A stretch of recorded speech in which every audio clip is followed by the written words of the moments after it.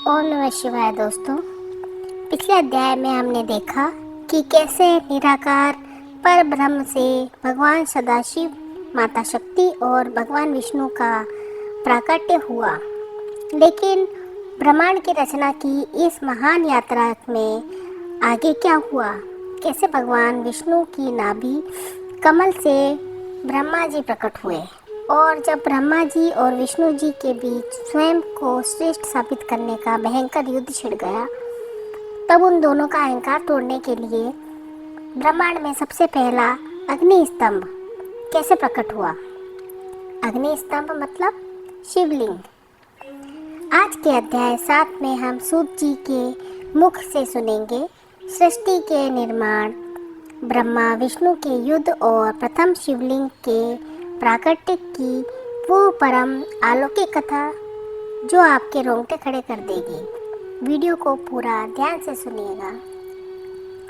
सूत जी ऋषियों को बताते हैं कि जब भगवान विष्णु आनंद वन के जल में शेषनाग की शैया पर योग निद्रा में लीन थे, तब भगवान शिव की इच्छा से उनकी नाभि से एक दिव्य अलौकिक और विशाल कमल का फूल प्रकट हुआ।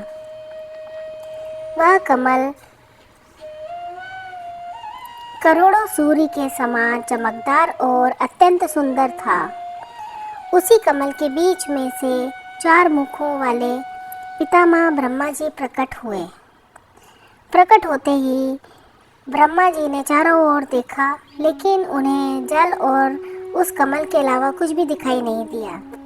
वे सोचने लगे, मैं कौन हूँ, मेरा जन्म कहाँ से हुआ और इस कमल का डंठल कहाँ से आ रहा है। अपने जन्म का रहस्य जानने के लिए ब्रह्मा जी उस कमल की नाल के सहारे जल के भीतर उतर गए। अपने जन्म का रहस्य जानने के लिए ब्रह्मा जी उस कमल की नाल के सहारे जल के भीतर उतर गए। वे हजारों वर्षों तक नीचे तैरते रहे, लेकिन उन्हें उस डंठल का अंत नहीं मिला। निराश होकर ब्रह्मा जी वापस कमल के फूल पर आ गए और तपस्या करने लगे। तपस्या के प्रभाव से उन्हें ज्ञान हुआ और वे पुनः जल के भीतर गए। वहाँ उन्होंने एक अद्भुत दृश्य देखा। नील कमल के समान श्याम वर्ण वाले 4 भुजाओं वाले भगवान विष्णु शेषनाग पर विराजमान थे।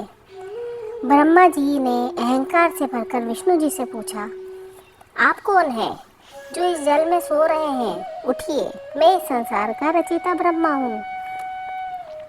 भगवान विष्णु ने मुस्कुराकर उत्तर दिया, हे पुत्र, तुम्हारा स्वागत है। मैं जगतपति विष्णु हूँ और तुम मेरी ही नाभि कमल से उत्पन्न हुए हो।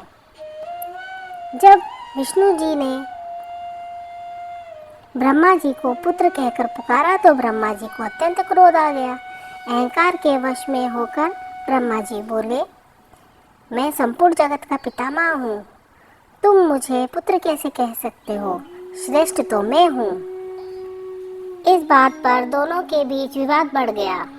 देखते ही देखते ब्रह्मा जी और भगवान विष्णु के बीच भयंकर युद्ध छिड़ गया। दोनों अपने अपने दिव्य अस्त्रों का प्रयोग करने लगे। युद्ध इतना भयंकर हो गया कि पूरे ब्रह्मांड में हाहाकार मच गया। ब्रह्मा जी ने अपना पशुपतास्त्र और विष्णु जी ने अपना महेश्वरास्त्र एक दूसरे पर चला दिया।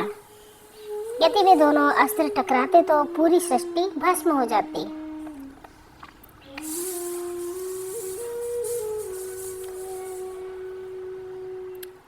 समस्त देवताओं और ब्रह्मांड की पुकार सुनकर भगवान शिव ने इस महाविनाश को रोकने का निर्णय लिया।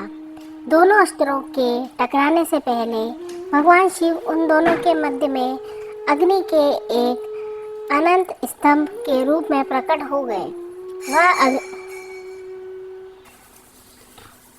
वह अग्नि स्तंभ इतना विशाल था कि उसका ना तो कोई आदि और ना ही कोई अंत। उसकी ज्वाला से ब्रह्मा और विष्णु दोनों के अस्त्र शांत होकर उसी स्तंभ में समा गए।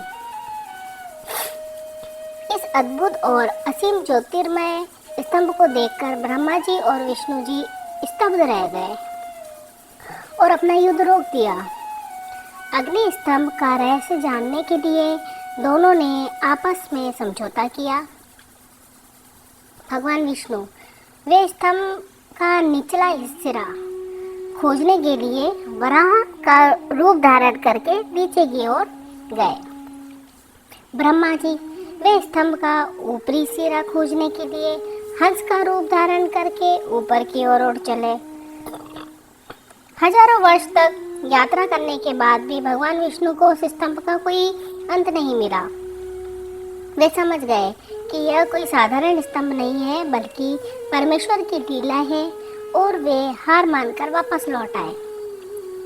उधर ऊपर जाते हुए ब्रह्मा जी को भी कोई अंत नहीं मिला, लेकिन तभी ऊपर से केतकी का फूल गिरता हुआ दिखाई दिया। सूत जी कहते हैं, हे मुनियों, यह कथा सिखाती है कि अहंकार चाहे ब्रह्मा जी का हो या विष्णु जी का, भगवान शिव की महिमा के आगे सब समाप्त हो जाता है। जो निराकार ज्योति स्वरूप प्रकट हुआ था, वही संसार का पहला शिवलिंग था। दोस्तों, यह थी शिव महापुराण के 7वें अध्याय की वह अलौकिक कथा जिसने प्रथम शिवलिंग के प्राकट्य का रहस्य खोला। लेकिन क्या ब्रह्मा जी ने केतकी के फूल के साथ मिलकर कोई असत्य बोला? भगवान शिव ने ब्रह्मा जी को क्या दंड दिया और केतकी के फूल को पूजने से क्यों मना कर दिया? अगले अध्याय में हम जानेंगे केतकी के फूल का छलावा और ब्रह्मा जी को मिला शिव जी का भयंकर श्राप। कथा पसंद आई हो तो वीडियो को लाइक करें, शेयर करें और कमेंट में पूरे भाव से लिखें हर हर महादेव। तो मिलेंगे अगले वीडियो में, तब तक के लिए श्री शिवाय नमस्तोभ्याम।